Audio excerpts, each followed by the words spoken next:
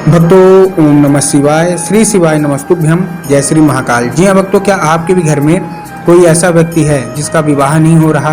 आप उसके विवाह के लिए बहुत ज़्यादा परेशान हैं कि आखिर ऐसा क्या हो गया कि उस व्यक्ति का जो विवाह है वो हो नहीं रहा।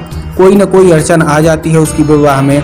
मतलब आप हर एक चीज़ सही चल रही होती है, लेकिन कोई ना कोई अड़चन आती है कि उसका जो विवाह है ना वो रुक जाता है।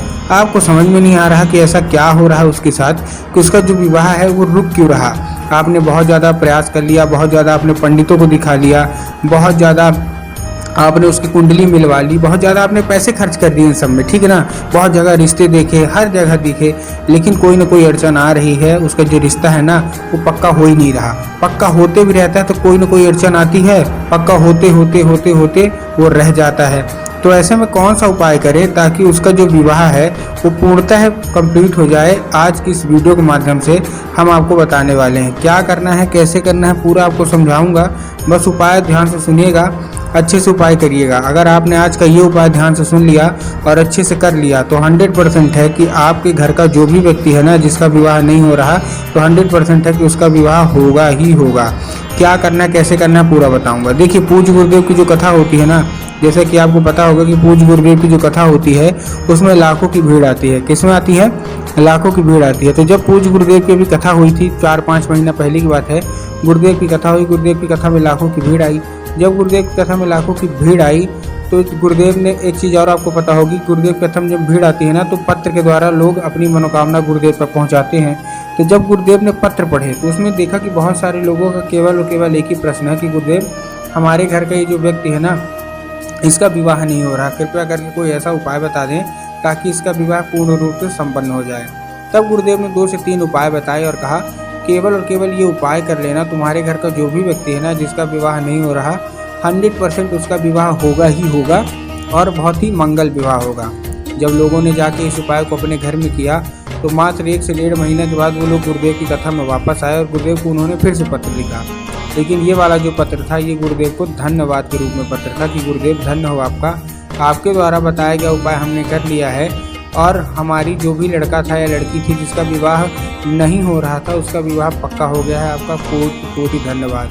तो देखिए, अगर आप भी जानना चाहते हैं कि आखिर ऐसा कौन सा उपाय है जिसको करने मात्र से मात्र 1 से 1.5 महीने के अंदर व्यक्ति की सारी मनोकामनाएं पूरी हो जाती हैं, तो उसका जो विवाह है वो पक्का हो जाता है, तो चलिए हम बताते हैं आपको आज की इस वीडियो के माध्यम से।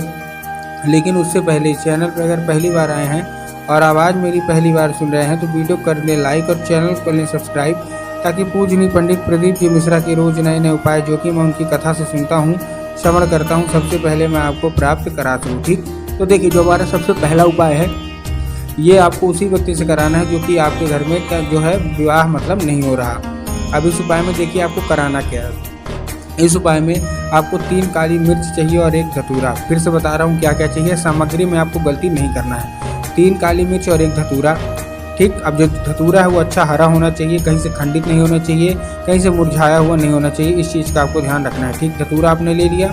धतूरा के साथ काली मिर्च लेके आपको कहाँ पहुँच जाना है? सीधा सीधा शिव मंदिर। अब जैसे ही आप शिव मंदिर पहुँचेंगे, शिव मंदिर पहुँचने के बाद आपको दक्षिण दिशा में खड़े होना है और उत्तर की ओर अपना चेहरा कर लेना है। अब देखिए, दक्षिण और उत्तर में क्या है ना, बहुत सारे लोग कंफ्यूज भी होते हैं कि दक्षिण क्या होता है, उत्तर क्या होता है, हमको थोड़ा साफ साफ बताओ। तब गुरुदेव ने साफ साफ बताया कि आप जिस भी शिव मंदिर जा रहे हैं ना, उस शिव मंदिर का जिधर साइड जलाधारी होगा आपको अपना चेहरा उधर साइड करके खड़े हो जाना है। ठीक, आप खड़े हो गए।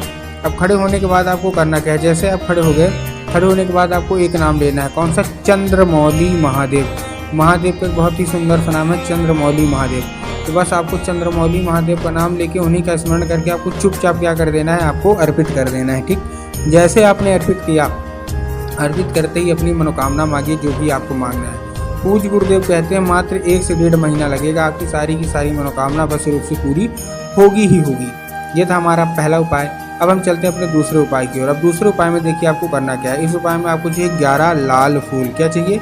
केवल और केवल आपको 11 लाल फूल चाहिए। अब देखिए, जब आप 11 लाल फूल ले रहे हैं ना, तब आपको ध्यान रखना है कि जो 11 लाल फूल हैं वो अच्छे होने चाहिए, कहीं से मुरझाए हुए नहीं होने चाहिए और एक किस्म के होने चाहिए।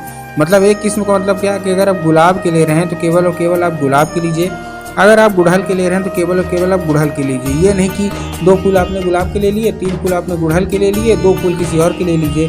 पूज्य गुरुदेव ने साफ साफ बोला है कि अगर आप गुलाब का फूल ले रहे हैं तो आपको गुलाब का ही फूल 11 के 11 लेने हैं। ठीक, ले लिए। अब लेने के बाद बहुत सारे लोग क्या सोचेंगे कि हमको जाना है शिव मंदिर और जाके बाबा भोलेनाथ के ऊपर अर्पित कर देंगे, जो कि पूर्णतः गलत है। आपको ऐसा नहीं करना। इसीलिए मैं बोलता हूँ कि हमेशा उपाय पूरा सुना करिए। उपाय ध्यान से सुनेंगे तो आप अच्छे से उपाय कर पाएंगे। आपने 11 लाल फूल ले लिए, पहुंच गए शिव मंदिर। अब शिव मंदिर में आपको माता सुख सुंदरी की जगह पे अर्पित करना है। अब देखिए, जिसको पता है कि माता सुख सुंदरी की जगह कहाँ होती है उनका तो ठीक, लेकिन बहुत सारे तो ऐसे लोग हैं जिनको यही नहीं पता कि माता शोक सुंदरी की जगह शिव मंदिर पे शिवलिंग पे होती कहाँ है। तो गुरुदेव ने साफ साफ इसका उत्तर देते हुए कहा है कि जो आप जलाधारी देखते हैं ना शिव मंदिर की शिवलिंग की, जो जलाधारी होती है, तो जलाधारी के दाएं मतलब राइट साइड में माता शोक सुंदरी का जो जगह है वो होता है। तो बस आपको क्या करना है, माता शोक सुंदरी की जगह पे 11 के 11 लाल फूल अर्पित करने हैं। और जो कोई भी इच्छा होगी, मनोकामना होगी, जैसा लड़का को लड़की चाहिए और लड़की को लड़का चाहिए, जैसा भी चाहिए आपको बोल देना है चुपचाप। पूज्य गुरुदेव कहते हैं 1 से 1.5 महीना रुक जाइए, आपकी सारी की सारी जो मनोकामना है अवश्य रूप से पूरी होगी ही होगी।